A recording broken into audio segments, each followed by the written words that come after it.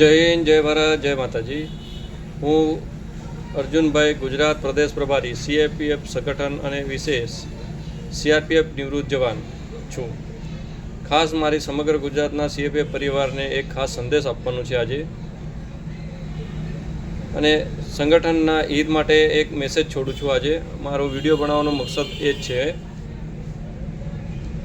મુદ્દો આ પ્રમાણે છે: ગુજરાત સીએપીએફ સંગઠનમાં અમુક સીઆરપીએફના સદસ્ય સીઆરપીએફને મદિરા મળે એના બાબતે ગાંધીનગર અને ડીજી સાહેબને આદેશ, ડ્રાય એરિયો, આપણો ગુજરાત એરિયો ડ્રાય એરિયો છે, એને એ ડ્રાય એરિયોના રદ થાય અને મદિરા મળે એના માટે સીઆરપીએફના આગેવાન બનીને શ્રી રમેશભાઈ પટેલ હિંમતનગરના વતની દ્વારા લેવામાં આવ્યો હતો.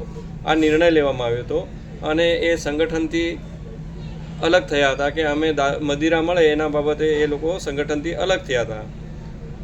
તો એમને હું પણ સીઆરપીએફનો જ સદસ્ય છું. એમને મારો એક સંદેશ છે રમેશભાઈ પટેલને, કે એમણે અમુક માણસોને, સદસ્યને, જે એમના પક્ષમાં જે માણસો ગયા છે એમને ભડકાવીને આજીવન ફી ભરેલી હતી, તે આજીવન ફી પણ રમેશભાઈ પટેલે એ ફી પાછી લેવડાવી. આ સીએપીએફ જે સંગઠન છે, શ્રી દીપેશભાઈ પટેલના મારફત દ્વારા બનાવવામાં આવેલું સંગઠન છે, એનામાંથી એ ફી પાછી લેવડાવવામાં અહમ રોલ રમેશભાઈ પટેલનો છે. તો મારે એમને જ ખાસ વિનંતી છે કે તમે સીઆરપીએફનું સંગઠન અલગ બનાવવાની કોશિશ કરી રહ્યા છો, એ કામયાબ થવાનો નથી. લખી લો, ગેરંટીથી લખી લો, તમે કામયાબ થવાના નથી. બરાબર. અને બીજી વસ્તુ એ છે કે હવે જો એ બાબતે કે સીએપીએફ સંગઠનથી તમે અલગ થઈને મદિરા મળે એ બાબતે તમે 1 વર્ષ થઈ ગયો છે. 1 વર્ષમાં તમે એનામાં કોઈ ઓડિયો, વિડીયો, મેસેજ, કંઈ પણ પ્રકારનું તમે એવું કંઈ સંગઠન દ્વારા તમે કર્યું, તમારું સંગઠન જે 5 માણસોનું સંગઠન લઈને તમે ચાલી રહ્યા છો એ સંગઠનની વાત કરું છું. સંગઠન જ નથી તમારું, કોઈ સંગઠન, કોઈ અસ્તિત્વ જ નથી તમારું. તો મારું એ તમને એમ કહેવું છે કે તમે એના બાબતમાં તમે સંગઠનથી વિખૂટ થઈને તમે મદિરા માટે અલગ કરીને તમે શું હાસિલ કર્યું? આજ દિવસ સુધી મદિરા મળી ના મળી, ના મદિરાનો કોઈ લેખાજોખા છે તમારી જોડે હજી સુધી. આના વિશે હવે હું તમને ખાસ વિનંતી કરું છું રમેશભાઈને, કે તમે સંગઠનથી વિખૂટ થયા અને હવે સીએપીએફ સંગઠનને તમે ટાર્ગેટ કરો છો કે સીએપીએફ સંગઠન આમ છે તેમ છે એમ કહો છો. તો એ મારે વધારે નથી કહેવું, પણ ખબર હોવી જોઈએ કે તમને ખબર હોવી જોઈએ કે સીએપીએફ સંગઠન હાલમાં ગુજરાતની અંદર દરેક તાલુકા અને જિલ્લા લેવલ પર સંગઠન મજબૂતાઈથી કામ કરી રહ્યું છે. બરાબર. અને આપ સીઆરપીએફના પરિવારને મદિરા મળે તે બાબતે ચર્ચા કરી અને બાબતે કોઈ ફરજિયાત જરૂરિયાત જણાય, માનો તમને કોઈ જરૂરિયાત જણાય કે સીઆરપીએફ વાળાઓને દારૂ મળે, મદિરા મળે, એ બાબતમાં મદદ જોઈતી હોય તો શ્રી દીપેશભાઈ પટેલ અને અમે લોકો બી તમને સાથ સહકાર આપવા તૈયાર છીએ. બરાબર. પણ આ મદિરાના મુદ્દાને લઈને આગેવાની લીધી અને એ બાબતે તમે બાજુમાં મૂકી દીધી અને તમે સીએપીએફ સંગઠનને વાતો કરવા લાગી ગયા. તો આ શું તમારા માટે યા સીએપીએફ સંગઠન માટે સારું છે? નથી. બરાબર. તમે આવી રાજનીતિ કરી રહ્યા છો, એ રાજનીતિ નહીં કરવી જોઈએ. અને ખાસ બીજી વસ્તુ કે તમે સીઆરપીએફના જવાનો પાસેથી તમે 1500 રૂપિયા લીધા અને આજીવન ફીસ પણ લીધી. એનું શું? એનું કોઈ તમારી પાસે કોઈ લેખાજોખા છે? તમારી પાસે તમે તમારા પર્સનલ એકાઉન્ટમાં લીધા કે તમે કોઈ બીજા એકાઉન્ટમાં નખાડ્યા? એનું શું? બરાબર. અને બીજી એક ખાસ વસ્તુ કે તમે હમણાં હાલની અંદર તમારા નજીક એક સીઆરપીએફના જવાન જીવલેણ હુમલો થયો, એમને મારામારીનો કેસ થયો, તો તમે ત્યાં હાજર થયા નહીં થયા. દીપેશભાઈ પટેલ ત્યાં ગયા, બીજા અમારા જે સદસ્યો છે એ પણ ગયા. તમે ગયા? તમે નહીં ગયા. તમારે કામ કરવું નથી અને આગેવાની લેવી છે. બરાબર. આગેવાની લેવી હોય તો સાહેબ તમે આવો, આ સંગઠનમાં સક્રિય થાઓ, તમને કામ કરો ને. કોણ ના પડે? તમને કોઈ ના નથી પડતું. બરાબર. અને ખાસ કરીને તમે સીઆરપીએફના જવાનોને ગેરમાર્ગે દોરો છો. એ ગેરમાર્ગે નહીં દોરતા. મહેરબાની કરીને ગેરમાર્ગે મત દોરજો સાહેબ. બરાબર. આપણે બધાએ જાગવું પડશે. આવા સદસ્યો છે જે સંગઠનને વેરવિખેર કરવાની કોશિશ કરે છે, એવા લોકોથી સંગઠનના સદસ્યોને દૂર રહેવા મારી વિનંતી છે, મહેરબાની છે કે આવા લોકોથી દૂર રહેવા કોશિશ કરજો. આ ભાઈથી કશું ન થવાનું છે. શ્રી રમેશભાઈ પટેલ છે ને, એમનેથી કશું ન થવાનું છે. એ ગુજરાતના કોણે કોણે ગયા નહીં ગયા. એક સીઆરપીએફના કેટલા જવાનોને મળ્યા. મેં મારા ગામની અંદર જ એક સીઆરપીએફનો જવાન છે જે હવાલદારથી રિટાયરમેન્ટ થઈને આવ્યા છે ભાઈ, એમનું પેન્શન બંધ થઈ ગયું હતું. તો એમના પેન્શન મેં શ્રી દીપેશભાઈ પટેલના માધ્યમથી ચાલુ કરાવડાવ્યું. તમારે કામ કરવું નથી ને ટાર્ગેટ બનાવો છો કે સીએપીએફ સંગઠનને આમ તેમ. સાહેબ મારા રહેવા દો. આ સંગઠનને સુચારુ રૂપથી ચાલે છે, એમને ચાલવા દો. બરાબર. આવી કોઈ ખોટી ગેરરીતે આ સંગઠનને વેરવિખેર કરવાની કોશિશ ના કરતા. તમે આગળ પણ એક એવું કામ કરી ચૂક્યા છો જે સીઆરપીએફના એડીજીને બોલાયા. કોણ ડીજીને બોલાયા તમે? કોને બોલાયા? એડીજીને જ બોલાયા હતા તમે. અને 5 માણસ 10 માણસની વચ્ચે તમે ઊભા રહીને બેનર બનાવીને સંગઠન કે અમારું આવું સંગઠન છે. એડીજી સાહેબે ચાલો સંગઠન બન્યું ત્યારે જાગૃત થયા. શ્રી દીપેશભાઈ પટેલે આપણા જવાનો શહીદ થાય છે, એમને શહીદોનો દરજ્જો, એમને માન સન્માન અપાડવાનું કામ બી શ્રી દીપેશભાઈ પટેલના માધ્યમથી થયું. નહીં તો કોણ ઓળખતું હતું સાહેબ ગુજરાતની અંદર? તમને ને અમને કોઈ નથી ઓળખતા હતા. આયા છે ફોજી, આવ્યા અને ગયા એવું જ હતું. તમે શું વાત કરો છો સાહેબ પટેલ સાહેબ? અને તમે એટલું બધું મહેનત કરવા માંગો છો કે હું આવું કરી નાખીશ તેવું કરા, તો આવો ને, પ્લેટફોર્મ ખાલી છે તમારું. આવો ગાંધીનગરમાં બેસો ને સાથે મળીને આપણે બધા કામ કરીએ. આપણે તમે અમારા દુશ્મન નથી કે અમે બી તમારા દુશ્મન નથી. આપણે બધા ભાઈઓ જ છીએ. એક સાથે મળીને એકજૂટ થઈને કામ કરીશું તો સક્સેસ થશે સાહેબ કોઈ બી કામ. બરાબર. એટલે આ વેરવિખેરવાળી અંગ્રેજોની નીતિ અપનાવીને એવું કામ ના કરો સાહેબ. તમને વિનંતી છે એમ કે આવું કામ ના કરો. ખાલી સીઆરપીના જવાનો અલગ થઈને એક સંગઠન બનાવીને તમે કામ કરી લેશો ને અમે સરકારને ઝુકાવીશું. તમે લખી લો ચોપડામાં, મરતે દમ તક તમારાથી કંઈ કામ નહીં થશે. એકલા હાથે કોઈ દાડો તાળી ન. આ સીએપીએફ સંગઠનમાં જે 5-6 ફોર્સો આપણી જે છે, 6 ફોર્સો છે, 6 ફોર્સના જવાનો, એમના રિટાયરમેન્ટ થયેલાઓ, રનિંગ નોકરી કરતા હોય એવાઓ, એ બધાએ સાથ અને સહકાર મળીને સરકારનો અમે વિરોધ નથી કરતા સરકારનો કે સરકારને અમે ટાર્ગેટ કરીએ છીએ. સરકારને આગળ આપણે માંગો રાખવાની છે. બરાબર. અને આ તમે પેલા એડીજી સાહેબને લઈ આવ્યા હતા અને અમદાવાદમાં ગાંધીનગરમાં ક્યાં તમે એક મિટિંગ કરી, તો એ શું થઈ ગયું? એ મિટિંગનું એડીજી સાહેબે, સીઆરપીના એડીજી સાહેબે જ્યારે એ રનિંગમાં નોકરી કરતા હતા ત્યારે એમણે જવાનોનો પક્ષ લીધું નથી લીધું.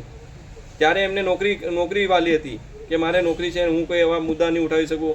આ દિવસ સુધી સીઆરપીએફના જવાનો માટે છત્તીસગઢ, ઝારખંડ, મણિપુર, મિઝોરમ, ત્રિપુરા, આસામ, આ બધી જગ્યાએ મેં પણ નોકરી કરી છે. તમે એ જગ્યાએથી આપણે લેટરિનના ડબ્બાની બાજુમાં બેસીને આવીએ છીએ સાહેબ.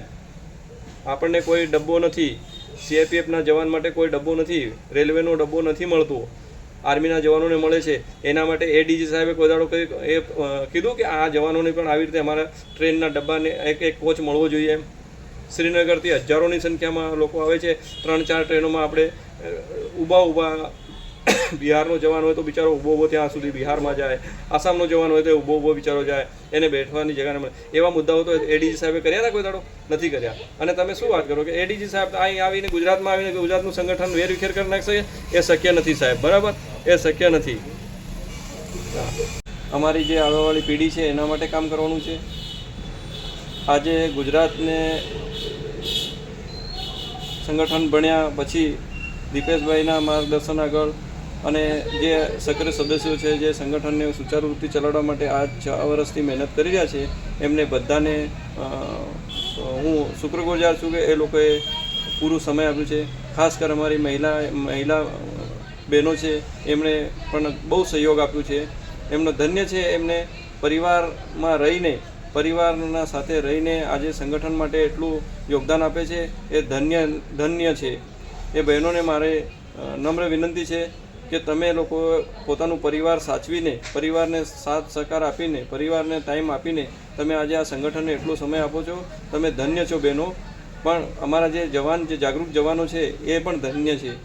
પણ બીજા બી ભાઈઓ છે, એમને જાગૃત થવાનું છે, સંગઠનને મજબૂત કરવાનું છે, કોઈના ચક્કરમાં પડવાનું નહીં. અમુક લોકો સંગઠનને વેરવિખેર કરવાની કોશિશ કરે છે, અંગ્રેજીનો નીતિ અપનાવે છે. એક અમારા શ્રીમાન ડીજી સાહેબ આવ્યા હતા, એમણે પણ સંગઠનને વેરવિખેર કરવાની કોશિશ કરી છે, પણ એ શક્ય નથી. એ શક્ય થવાનું પણ નથી સાહેબ. બરાબર. અમે જે સંગઠનમાં સદસ્યો છે સીઆરપીએફના એ રહીશું જ, અને બીજાને પણ અમે લાવીશું. જે નાની મોટી માનલો મતભેદ છે એ મતભેદ પણ પૂરા કરવાની કોશિશ કરીશું અને કરીશું સાહેબ. આપણે બધા એક જ છીએ. આપણે સરકાર પાસેથી વસ્તુ લેવાની છે, આપણે આપસમાં મતભેદ કરવાના નથી.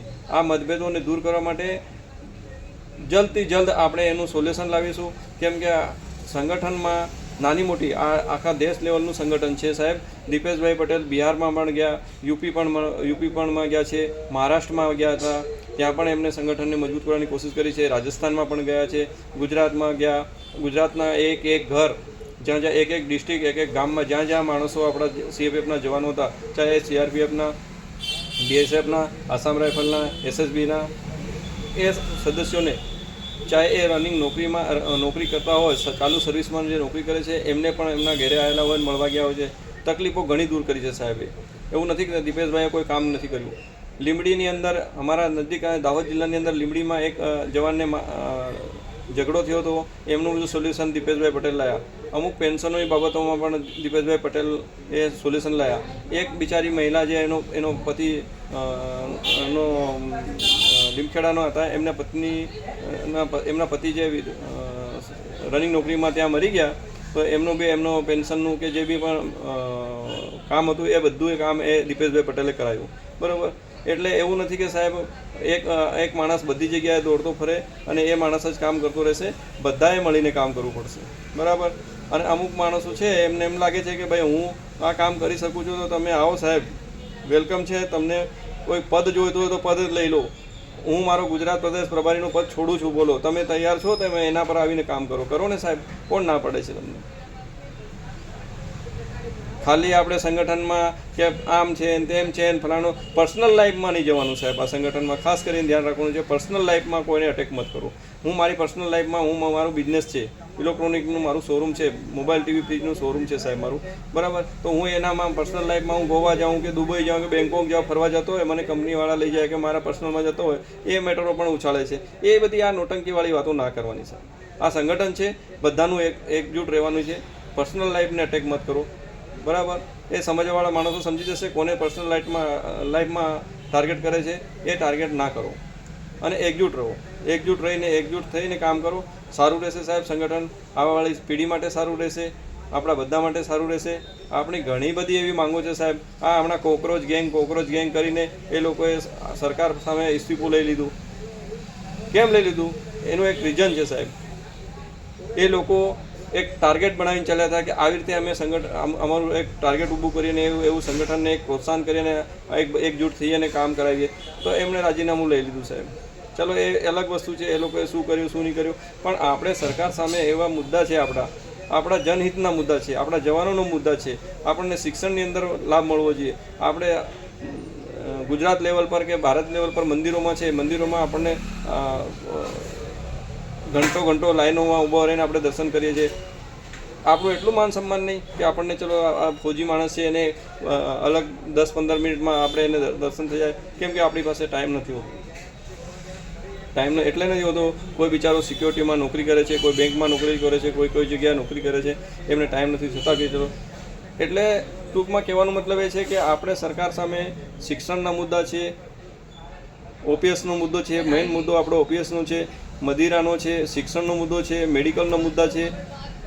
એવા ઘણા મુદ્દાઓ છે સાહેબ. આપણે મનાવી શકીએ, પણ ક્યારે મનાવીશું? જ્યારે આપણે બધા એકજૂટ રહીશું ત્યારે. અને ખાસ કરીને વિનંતી કરું છું સીઆરપીએફના જવાનો માટે, જે સીઆરપીએફના જવાનો અલગ થવાની કોશિશ કરી રહ્યા છે, જે 5-10 માણસો અલગ થયા છે, મહેરબાની કરીને સાહેબ તમારા જે મતભેદો હોય, તમને જે કંઈક લાગતું હોય કે મને આ પેટમાં દુખે છે, તો એ પેટનો દુખાવાનો દૂર કરવા આપણે આ સંગઠનની અંદર એક મિટિંગનું આયોજન કરી દઈએ અને દૂર કરીએ એનું. કેમ આ સંગઠનની આટલી મહેનતનું પણ પાણી ફેરવા માગું છું?